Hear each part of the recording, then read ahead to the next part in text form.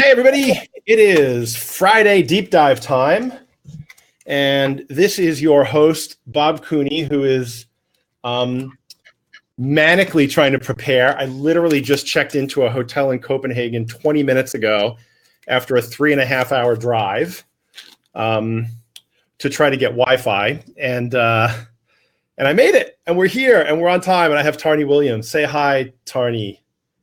Hello, everyone. I'm Tarrnie Williams, CEO of Blueprint Reality, makers of Mixcast and the Mixcast VR marketing system, and super pleased to be here. Thanks, Bob.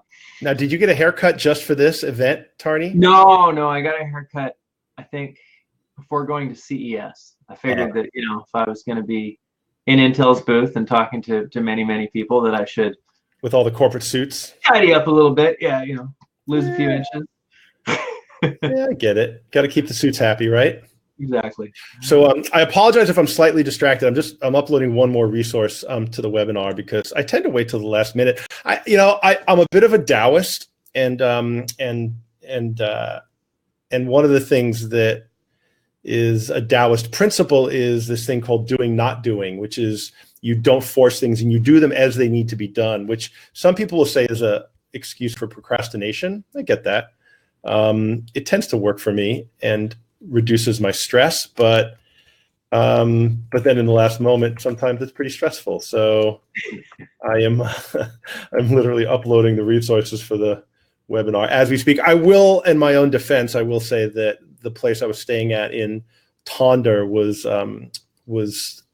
like dial-up speeds on the internet, and so doing anything internet related was very difficult. So anyway, yeah. So this is like the timing of this webinar. Now we couldn't have planned this, right? No, we couldn't. And so this has been on the calendar for over a month, right? Yeah. And just a few days ago, I'm assuming many, or if not most of you, saw the news that Sandbox VR has secured a Series A round, which in VC parlance means it's like the first major VC round. That you can do a seed round or friends and family, which is usually smaller and in the hundreds of thousands to a couple of $1 million. But an A round is where like a VC firm comes in, and the ones that I've seen in this industry tend to be in the $5 to $10 to $15 million range. 2-Bit Circus, for example, their A round was $6 million, and then they did a B round that was significantly more than that. And so Sandbox Reality pulled down an A round of $65 million from a venture capital firm called Andreesen Horowitz, which is legendary in Silicon Valley. Do you know those guys, Tarrnie, personally? I know you've been around. No, I don't know them personally, but I certainly know them by name. So Mark Andreesen was the founder of Netscape, right? And so you want to talk about going back, I think. That's right? Is that right? He founded Netscape, right? Yeah. I think that's who he is. So you want to go back to the very earliest days of the web. They invested in Oculus. They invested in Facebook. Like they've invested in everything and have made a shit ton of money. Thanks, Kirsten. And Andreesen was just recently, one of the things he just came out really controversially saying a few weeks ago was that VR is going to be like 10,000 times bigger than AR, which is really converse to the conventional wisdom that we're hearing from investors these days. And then he just backed that up with a $65 million check, or he led the round. I don't know how much. Yeah. I don't know how much. 68 million. million. There were some other people dived in there too. I think there were 7. Yeah, I think Stanford University invested, which I thought was really interesting. And yeah, so anyway, and the thing that I caught in the story, so the way the story broke is the guys from Sandbox, I think is it David Zhao, I think is one of the founders' name, and he posted on his Medium blog that about this story, and they went to In-N-Out and signed the term sheet at In-N-Out, and it's going to become Silicon Valley VR legend. But the thing that I thought was really interesting was the focus around that story and the comments from Andreesen around mixed reality. And so those of you that have been following me know I've been pounding the mixed reality drum for a year now, since I think I first came across your company, Tarrnie, which was right around Amusement Expo. I think the first time I saw the demo last year, right? It is correct. So talk a little bit about what is mixed reality. And I want to be really clear, because there was some stuff going around yesterday behind the scenes about Windows has called their new headset reference design a mixed reality product. Sure. I mean, out of the gate, like everything in this space, the naming, I think, has been a challenge for everybody. And, and that continues to be its own set of problems. I think there's a virtual reality continuum published a long time ago that I think explains it the best, which is on one side you have real reality. That's like what we all live in every day, or we think we do. And then we've got, completely virtuality, which is totally virtual, as in everything you see, hear, feel is virtual. Everything in the middle between those two things, anytime you're blending any amount of things, is mixed reality. Fine, there's some real parts and some virtual parts. Now, Windows, Microsoft did come out with this crazy idea of let's release their virtual reality headset and call it mixed reality. And that was definitely a naming confusion, because the VR industry, the VR side at any rate, had been trending towards mixed reality, meaning let's actually use a camera and do background removal and take a person and composite them into a virtual scene, so that a viewer on a 2D medium like a television or a monitor or a phone can see a real person, but also see the virtual background and essentially seeing the person in the world that they're in. Really, it's a window into VR. It's a VR viewer, if you will, right? And so that term was trending, and then Microsoft came out with the mixed reality headset, which wasn't mixed reality, because a lot of augmented reality is really mixed reality too. There's kind of like two flavors of it, and certainly if you're wearing augmented reality glasses and there's synthetic objects in your in your real world, that's mixed reality too. And so that's why it's challenging, I think, is because the terminology hasn't settled anywhere that useful. But in the VR parlance, certainly mixed reality means what Sandbox VR is doing, what we're doing with Mixcast is great. Let's put a person, composite them into the virtual world, and enable anybody else to do that. And Peter, I just saw your comment. I mean, Microsoft was using the HoloLens, and that's is a mixed reality system. And then because they were using the cameras to do the tracking, which is really inside-out tracking. I mean, it should have been called the Microsoft VR inside-out headset. I mean, that's not catchy enough for Microsoft, though, right? So, but certainly, they just stuck a marketing term on it, and it definitely didn't help the layman, and it didn't really even help people who actually knew a lot. They were just like, really, guys. Well, and the reason I think I'm causing confusion with this is because I talk a lot about inside-out tracking. And I'm saying that you have, I'm talking about inside out tracking. I'm talking about hybrid tracking, and how inside out and hybrid is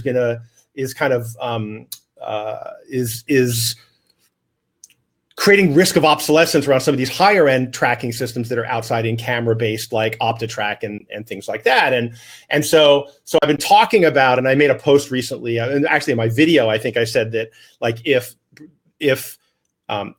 you're not using mixed reality, get with the program, I think was my quote. And that doesn't mean Windows mixed reality headsets. That doesn't mean inside out tracking. That stuff's bleeding edge. It's not ready for prime time in most cases yet. I'm talking about the mixed reality we're talking about here today. And so I just want to clarify that if anybody's watching and you're wondering about, am I promoting Windows mixed reality headsets when I say get mixed reality? No, I'm not saying they're bad. I'm not saying they're great. Jury's still out as far as I'm concerned. But this shit that we're going to talk about here is actually important. So that's my clarification. Thank you for indulging me. So I want to show a video, I think, just to show people what we're talking about. Because if you don't know what the hell we're talking about, you're going to be like, what the hell are they talking about? So I'm going to start with the trailer, which I think is the one that you showed at VR Fest in Vegas when I did the fireside chat with you. Is that okay? Can we start with that one? Let's see it. Yeah, we haven't really prepared for this, guys. We're just making shit up as we go along, as I tend to do. So here we go.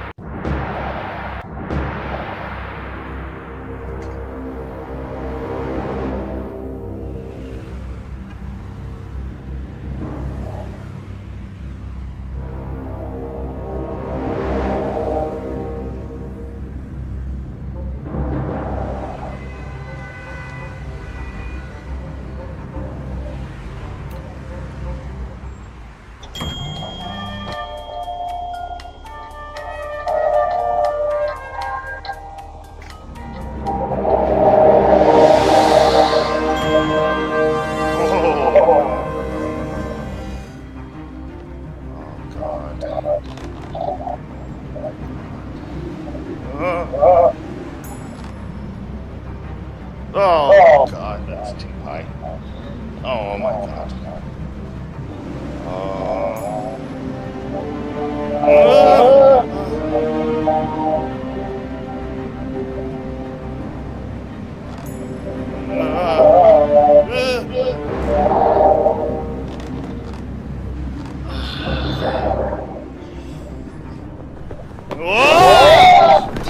Oh my god!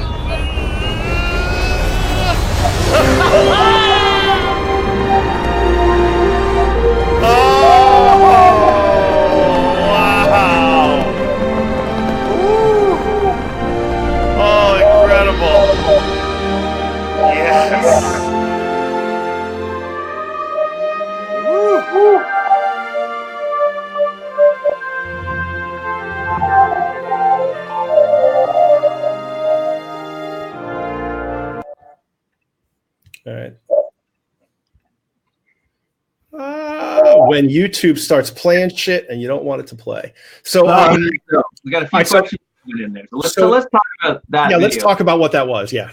So that video was, essentially what we put together as, kind of the pre-visualization on what we're now calling Mixcast VR marketing system, which is not only are we doing the mixed reality and the compositing, but we've actually built an automated system for scripting and auto editing and then auto posting to put together the video. So that's actually what we did at CES. We delivered 450 videos to people immediately that were, had the full, just like that, bumpers, top and tail, some of the pre-recorded shots inserted, all the audio posted, but with their mic audio. And we did a 2-camera shoot of them all recorded. And so, what we were doing earlier is that was kind of the pre-visualization version of that. And so that was filmed with a green screen. But, and without a doubt, when you use a green screen, it's higher end. You get a higher quality, but it's also a green screen and it's a pain in the ass. So we also have a solution, which is what we used at CES, which is no green screen. And so we use Intel depth cameras and then do background removal with those. And, it's a trade-off. It's, it's like all sorts of things you can do. You can either get super high quality if you decide to get a soundstage and a professional film crew, then you can get amazing quality. Yeah. Or you can get convenience, which is pretty handy too. and lower cost and better environment. So I want to show the video. So I did this at CES, and I'm going to show a couple of videos here to just kind of show the context. And this is about, like, full disclosure. This is literally what I did at CES. So, and this might be not safe for work. I've been known to drop an F-bomb occasionally.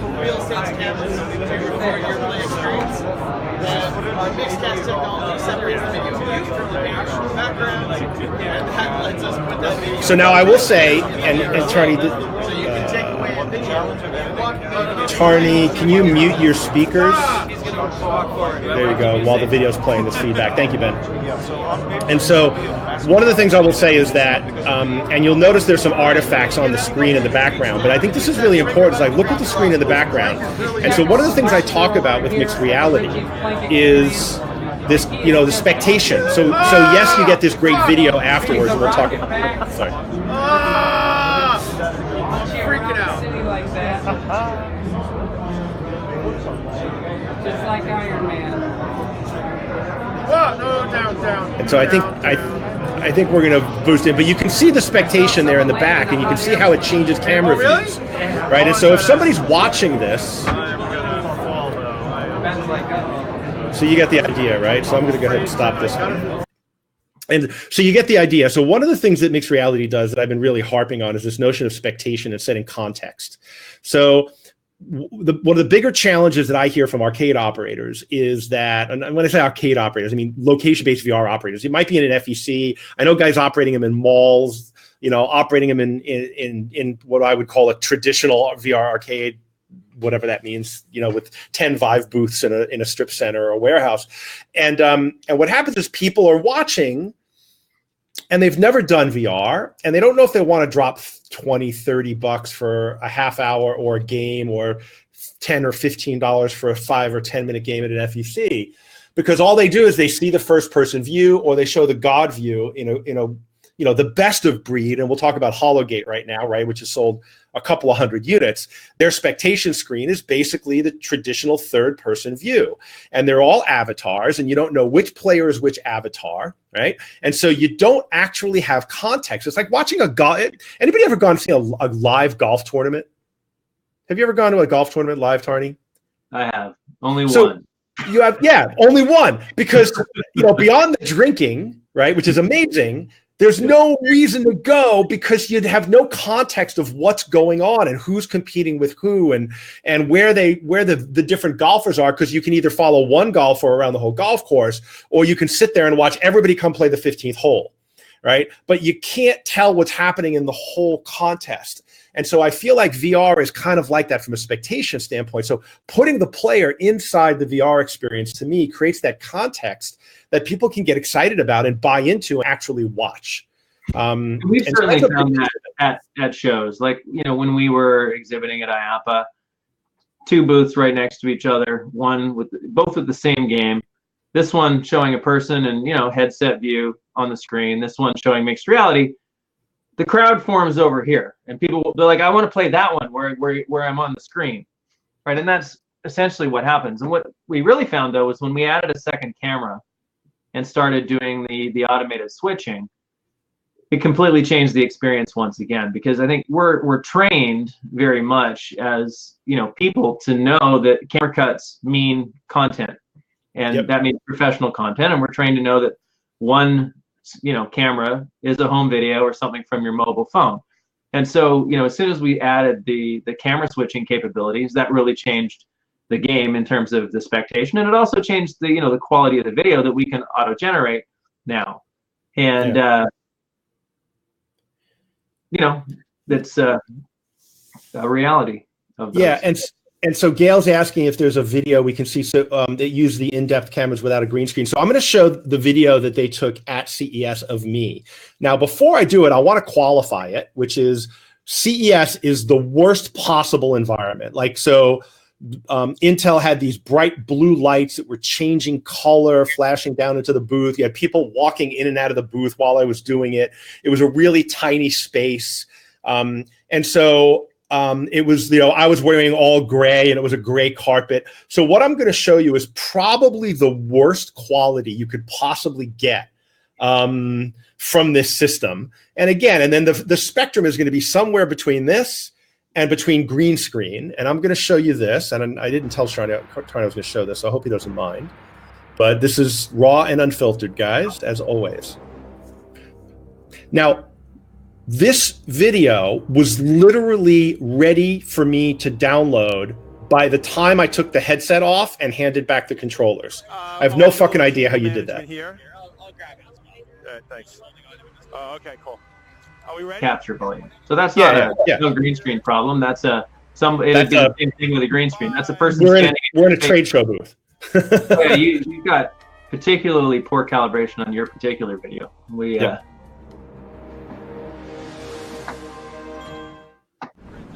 Stop!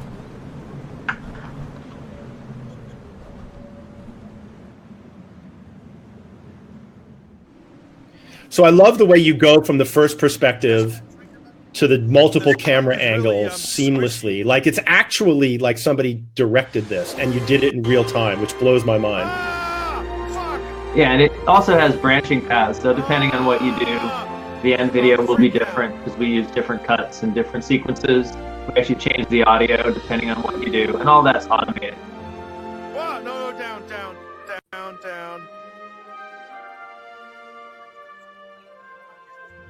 Oh, really? Oh, I want to try that. So, and then just to show the rest of the experience, I'm gonna pull up, and then there's a bunch of so then you get this. This is what shows up on the on your email. So then you go to a touch screen. Actually, I can show you that too. Hold on, sorry about this. Making shit up as go along.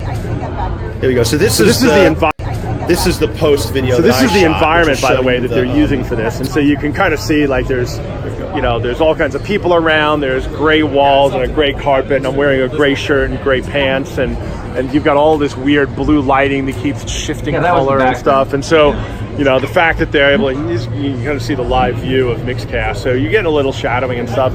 And you could do this in a green screen environment. Absolutely. And actually it would be perfect. Yep. But I think in a normal environment that there's just a normal Vive booth, I think that this would be, like, without green screen, I think it would look awesome. Through a Blackmagic card through SDI.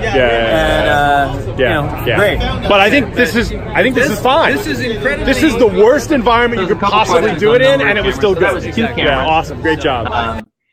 And those were Intel RealSense depth cameras, and so they've been great, and they continue to be a great partner. We also, the other thing that Intel's contributed is we did a bunch of work with them optimizing for i7s and i9s. So we made the whole system run faster, and so that's helpful and useful. And so that's the setup. What's pretty amazing about it is you can set this up in a single arcade booth with 2 cameras, or you can set this up in something more like, if you were going to do a Hologate, you'd use 8, right? Because you put 2 in each of the setups. The idea is that we custom work with whoever's making the content to be able to make one of these moments, essentially what we call it, where you get an awesome, amazing video. The system also works, more of what we call our VR photo booth, where you can put cameras in a space and it works with more than 100 titles, and people can capture their own photos and their own videos, more like fooling around, more like a photo booth you go in, rather than something where we've customized and done that content. Which is we're going to talk about that, because I just got an email yesterday about an announcement coming out that you talked about with Springboard. But before we get to that, I want to talk about the photo booth part of it, because I didn't have that on video. But then what happened was, when I did at CES, you had that touch screen there, and then you had all the videos that you showed that you could scroll through. Mine was at the top, and then I clicked it, I put in my email address, and then I get this share with Mixcast email.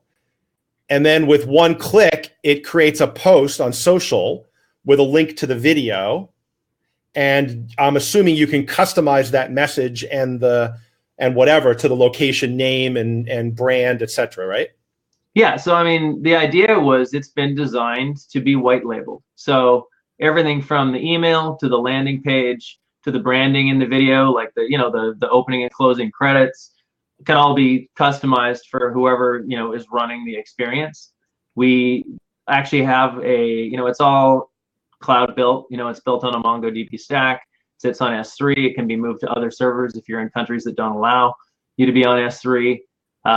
And operators actually get a full operator portal too, with different levels of account permissions. All the media that gets generated for your particular facility gets uploaded.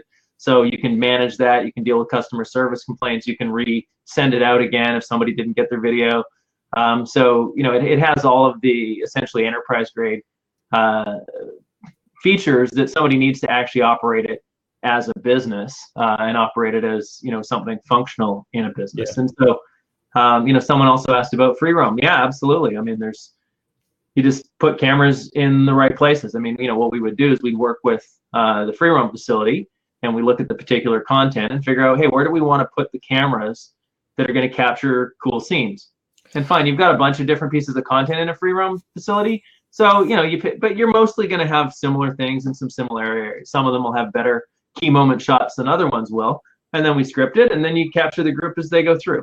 Yeah. And so if you get my blog, you got an email this week with talking about the Sandbox and talking about this webinar. And in that, and I think it was the most clicked on link in there, was my video from when I played Sandbox VR in Hong Kong back in June at the Asian Amusement Expo. And one of the things I thought they really did wrong was, because the game was really kind of boring and repetitive, it was 25 minutes in the same room shooting waves after waves of zombies.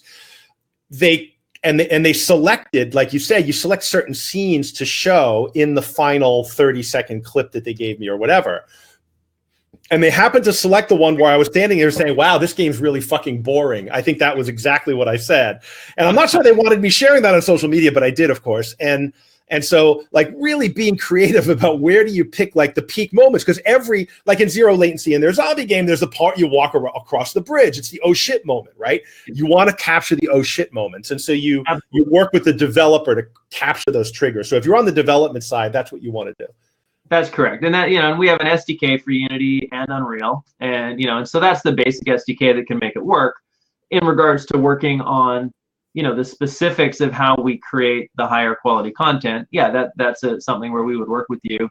And, we can do it either where we have source code access, and then we will, you can hire us and we'll script the sequence. Or if you want to not do that, you can do the scripting yourself, and we'll show you what essentially the triggers are, because we have a set of triggers that send messages out to our Mixcast auto director system that will then handle all of the auto editing and compositing of the video. And then, we can either create the insert shots in the top and tail, or you guys can do that, and it's fine. It doesn't matter. They're just videos that we work together to figure out what are the pieces that we need to assemble this. And then we run, essentially the auto post process to, using again, the Mixcast system to generate the videos. And that, takes, as you said, the amount of time it takes your headset off and walk over to the touch screen so you can then get your content. Now you've got an e-commerce engine built into this too, so the operators can charge for the videos. And now I want to talk about that. We'll answer the question and then I'll give context around some of the other companies doing that. Yeah, absolutely. I mean, we built in payment into that. So, that's again customizable in the enterprise backend. So you can adjust pricing, you can adjust packages or things like that. So it's it's designed to be a system that is flexible, because certainly, as I think everybody on the call knows, it's a pretty new industry. Everyone's trying to figure it out. Markets are different, pricing's different, everybody's system is different. Like, standardizations, hasn't been that common, except really that's what we've tried to do with Mixcast, is build something that can be a standard and build, that's why we've said, great, let's, we support the Vive, we support Oculus, we support Windows Mixed Reality, and we can support OptiTrack as well, and so for people who are using the sort of higher end tracking systems, that's fine. And then obviously we have Unity and Unreal SDK. So, we think that covers most of the market, and have designed it so that, it's easy to use. Now there's two other companies. So obviously Sandbox is doing this, and I don't remember if anybody's on there that was with me. I know Michael Zaidan from Minority Media was with me, and I think Johnny from Holodeck was with me in Hong Kong, which is kind of actually totally coincidental that those guys were on the last two webinars that I did, and you're on this one. So weird, but I think we paid an extra $5 or $10 for access to the mixed reality video, and I know Spaces with their Terminator experience that they just opened in San Jose. They've got one in Orange County that I did. Also charges like $30 for the Prime experience, and then you pay another $10 for the custom video. And I think you get the photo for free, but if you want the video, it's another $10. And I've talked to the manager there, and I asked how many people buy the video, and he's like, everybody. Like now that's obviously anecdotal and not quantitative, but he seemed to be convinced that lots of people were buying the video. And so if you can get an extra sell through of $5 or $10 on a $10 to $40 experience at a high double digit conversion rate, I think it's actually another revenue stream. So that's another problem that operators will have, is how do we make money in this business? And just when you're just leaving dollar bills on the table if you don't have this, I think. We think so. I mean, we've watched the difference, because several times we've run mixed reality and not mixed reality next to each other. There's no comparison in regards to, and every now and then, early days, we'd turn it off or something, and the crowds would dissipate. People wander off. They're like, oh, it's another person with a bucket on their head looking silly, and a game. Because the problem is when you see game footage for VR, it doesn't look that good, because people are used to seeing game footage from AAA super high-end games. And so VR is just not there. Like, nobody can push that amount of pixels and make it look at that quality, because you don't have a $200 million budget. So the fact is, the spectation on a VR first-person view, or even the spectation on third-person cameras inside VR, doesn't really resonate.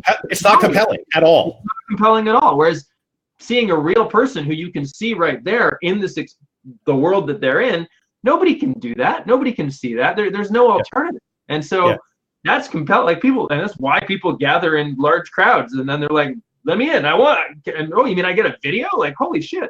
I'm gonna show my whole family. Like, and that's the other thing is like it becomes, you know, you want the video, you have to buy the ticket to play the game, right? And so it becomes another on ramp into these experiences because in this whole, you know, in this whole kind of self promotional Instagram culture in which we live, think about it. Anybody seen the Museum of Ice Cream?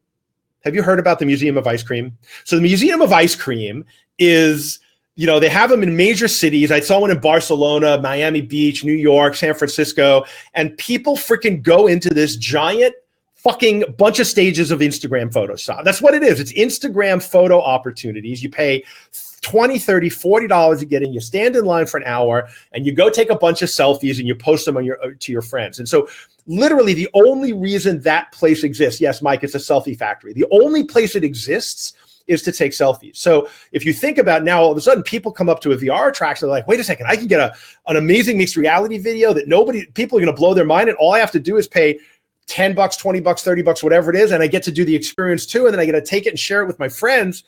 It's a fucking no-brainer. And so to go to Jerry's question, this is something that has to be integrated by the solution provider. So if you're talking to the free roam guys, and I know, Tarrnie, you're talking, I know you can't talk about it, so I'll talk about it. I know you're talking to everybody as far as all the big free roam companies about integrating this. But the bottom line is it hasn't become a priority for enough of them to get it onto the list to get it done. So and so one of the things that I think has to happen is customers, operators, prospects have to start demanding it from the platform providers, or they're just going to keep kicking the can down the road because, frankly, it's just one more thing they have to do, and it's one more incremental cost that they have to deal with. And they haven't, you know, and they've got a lot of shit they're trying to do. And so I think it's going to have to be demand. It's going to have to be pull through from operators that gets this implemented. Yeah, no, and I think really like the only free roam company that has integrated, got a solution and is Sandbox, and that worked out pretty well for them. Yeah. And Spaces does a different thing because they're basically taking a pre-generated sort of 360 photo of your head and then putting that image on the 3D model. And so avatar, yeah. They're still getting a lot of sell-through. People are paying $10 for that video. That's my point. You can't have this any other way. Like, it doesn't exist elsewhere. So everybody who's innovating in this space, consumers are super excited about it. I think I got a slide in one of my decks. It's like 70% of millennials, who I think next year will be a larger demographic than baby boomers for the first time ever. They'll be the world's largest demographic. 70% of them would rather spend money on experiences than on goods. Yeah. So, that's what this world is about. It's about experiences and being able to share them and so on. Yep. Yeah. And so a couple of questions coming in. So Mahmoud, when you say this can be done on any, it doesn't have to be somebody moving around. I think if it's a stationary experience, it's really a function of talk about how would you do this, like on a light. I know Emotion is on here and they're asking questions. They have that really cool light cycle looking bike from Tron that doesn't really, you don't move around. How might you implement it on a stationary experience versus a free roam? Sure. We need to talk with the people individually and figure out what that looks like. Like, it's really hard to give a blanket statement of, it's like the one size fits all piece of clothing. Like, fine. Yeah. Can it work? Yeah. Do we have to do something different with each one? Yeah. And what's the right solution? None of them are it's not like we have to rebuild the system, but there's going to be variations and adjustments to make it work with anybody's particular experience that's outside, a more standard one, which is, anything that's like a standard VR pod or booth, great. Yep. Anything that's like a standard 4-person thing, great. Anything that's a free roam thing, great. If you're adding extra equipment, then we need to talk about how do we deal with the either removal or inclusion of that equipment in the scene. Because at the end of the day, we're dealing with, several types of photography. We've got RGB photography and depth photography. We're doing both of those simultaneously. We're doing background removals, and then we're doing compositing, and we're doing multiple layers of compositing. So we can put that together. Like, it's interesting, the Sandbox video, they're kind of doing a lot of tricks. Like, they're actually not dealing with layers and transparency. And so, their mixed reality is pretty nascent in terms of what they're doing, but it clearly didn't matter. It worked people, liked it. Investors saw the potential. Andrew Chen's blog on it. He's like, yeah, we see where this is going. They cracked the code. His quote was, "They've cracked the code of converting people to ticket buyers." And that's, to get back to the context that I was setting for this, is the spectation in a number of ways that we've discussed now gets people to buy tickets, whether you just want the selfie or whether you're wondering whether it's worth it, and you see that and you say, wow, that's amazing. I mean, there's a bunch of ways that this converts spectators into ticket buyers. And that's something that every single VR attraction operator needs to be thinking about and worried about. And then the other thing it does is that it creates that virality. So the other question that I get from operators all the time is, we're going to have, by the way, I've got to, I want to put, if you're not on my Facebook group yet, I'm going to put this up here for you. Make sure you join my free mentoring group, and in the chat, you'll see the thing there, because we're going to have a Facebook Live on February 7th with Victor Machado, who runs Post and Wall, which is the digital agency that has done a lot of work for Sky Zones and Mindtrek specifically in Boston, which is doing zero latency and esports and Play VR from neurogaming. And so we're going to talk about best practices on marketing. And most of it is social. And one of the challenges you get is, how do you get your users to become your advertisers?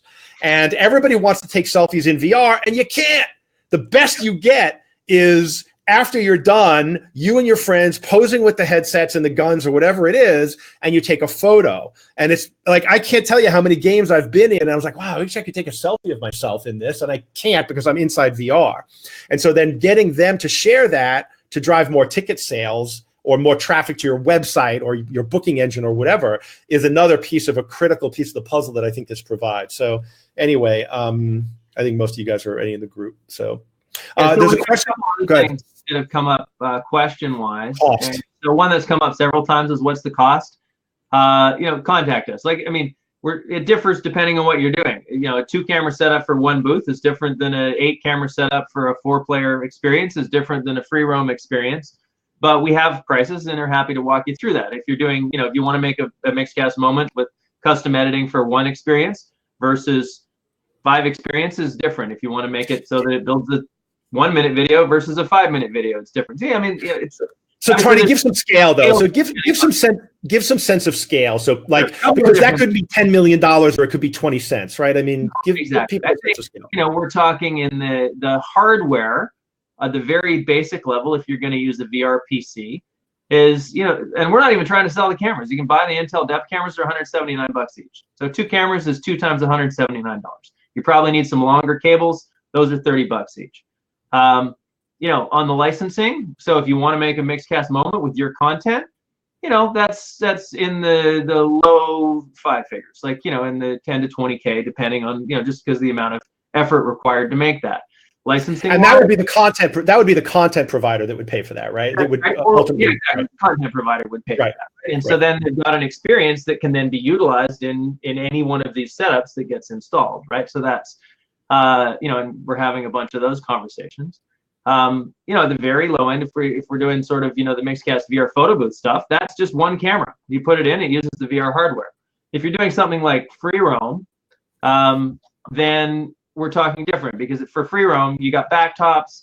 You probably need PCs hooked up to the cameras that are not the backtop. So there's some extra PC hardware in there. And that, again, I really encourage people to contact us directly, and we can walk through those things for your specific situation. I think what I'm hearing is it's a reasonably insignificant incremental cost, because a free roam installation is going to cost you hundreds of thousands of dollars, right? And a 10 by 10 Vive booth is going to cost you thousands of dollars. So in that case, you're spending hundreds of dollars. In the other case, you're spending $10,000 or $20,000 or $30,000. We've got some licensing fees in there, even for the single booth. But again, we're talking in all cases, it's a lot less than what you spent to put the experience in already. Yeah. And it provides you a great marketing path and a great revenue opportunity that doesn't otherwise exist. Yeah, and so Peter's question is per install, and I think that as a solution provider, that's a one-time, non-recurring expense of building the experience, and then it's just a function of the hardware cost and licensing cost to roll it out, right? Yeah, hardware costs and licensing costs are per install. The cost to actually create the ability to make a Mixcast moment That's just a one-time thing, because once you've made it, great, there you go. It works. It works on every single install. And so, so those things are separate. Yep. Okay, the second question that came up was, do you need a wall behind the player for depth cameras to work? The answer is no. We have essentially a depth cutoff setting that, we just you want it to cut off at 3 meters, then fine. 6 meters, fine. You literally cut it off, and it's pretty awesome because it's really fun. You can walk up, and as you're watching a video, you can stick your face through a wall that doesn't exist, and then you'll appear in this, in the composite, and you'll leave the composite. So people can stand just outside that depth cutoff and not appear in the composite. Cool. So it works, very well in those situations. So let's talk about so I got an email from Springboard last night saying that that they have a webinar coming up, I think next week, and they're going to be announcing an integration or something with Mixcast. So what can you tell this small exclusive group about that? Yeah, I mean, we just, I think Springboard announced it yesterday. So at least to their small exclusive group of 450 arcades that we've done an integration deal with them. And so we'll be integrating into the Springboard platform. And that'll be, essentially making it so that arcade operators can get the VR photo booth side. And that's put a camera in and it works with a bunch of applications.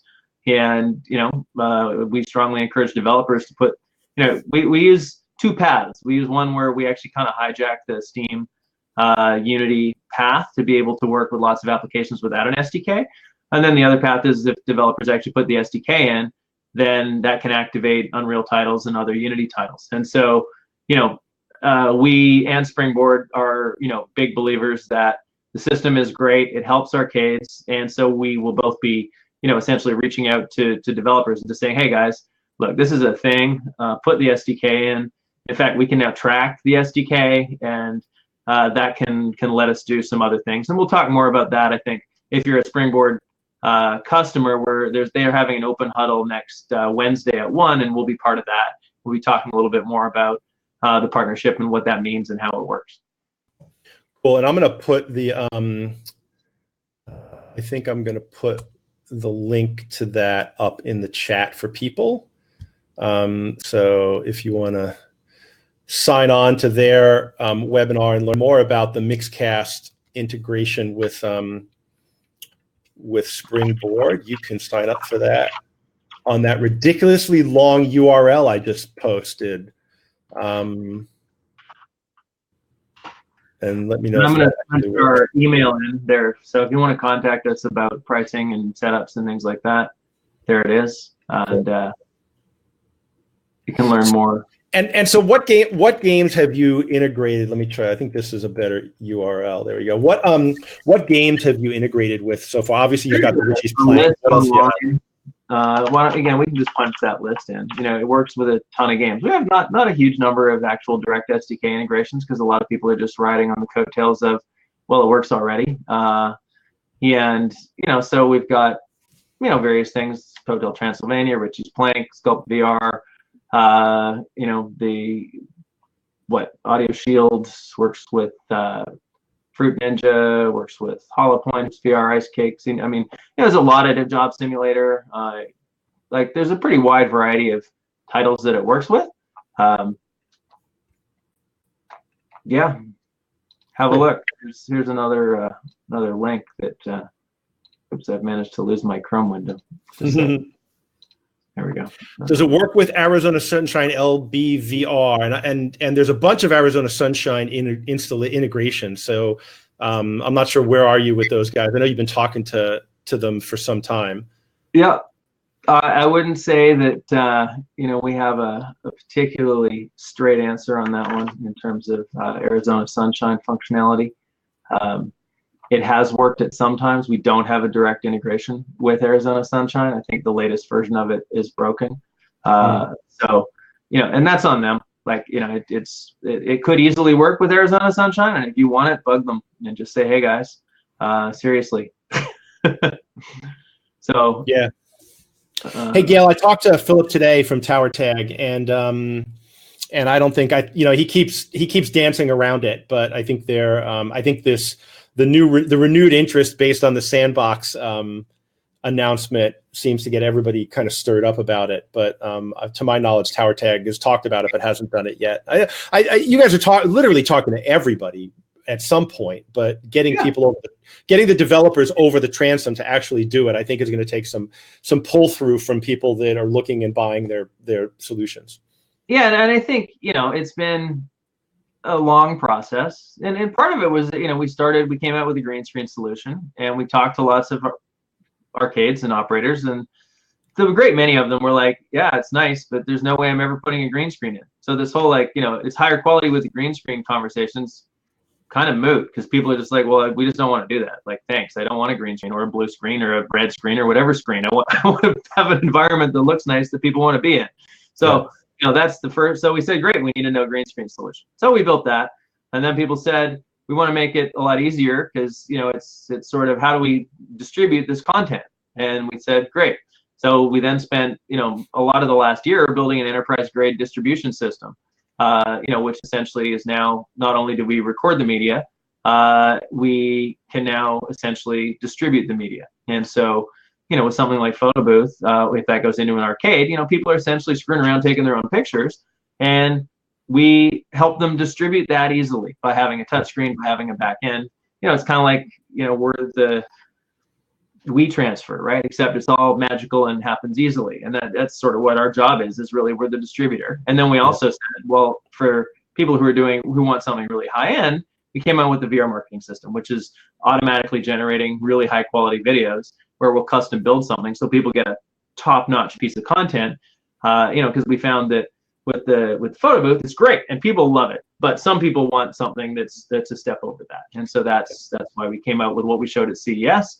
And since CES, and since we showed that, our phones have kind of been on fire since then. And we've and I will say, I've been watching you guys now since March of last year at Amusement Expo, and I'll use this opportunity to put up the Amusement Expo link just for those of you that are not aware of it, and you should be there, because we're going to be doing an amazing education program, and we're going to be announcing Philip from Tower Tag is going to be there speaking about esports, and yeah, it's going to be amazing. But since last year when you showed it, there's been this like kind of progression for your technology and your solution, where it always seemed to require too much intervention by somebody's, the operator, the content provider, the this or that. It was like how do I buy this and make it work? And what I saw at CES was you finally got the package right. You finally nailed the freaking package. And that's right. And that's why I think the phones have lit up, because it now makes sense. And our pricing answer used to be, it's still contact us, but it used to be contact us and then let's figure it out. It's now contact us and we'll tell you how much it costs for your situation, because we now have figured out what all the pieces are and how it fits together. And and it's taken a while, working with various different people and running some of the tests that we've run to understand that part of it. I think the other thing is the Ritchie's experience we showed at CES. We're going to start running some tests about running that as a standalone. Like if you want to put that into an arcade, for example, buy 2 cameras, and we will put that in place. And we think we'll actually start having a series of content of different applications. But that one you could run somebody through it for $10. It's a 5-minute experience, and they get a video at the end. And the operator involvement there, we've got it so there's no operator involvement. The person puts the headset on and they push the elevator button, and the experience starts. And then at the end, they die. And now they're out of the experience and they go get their video.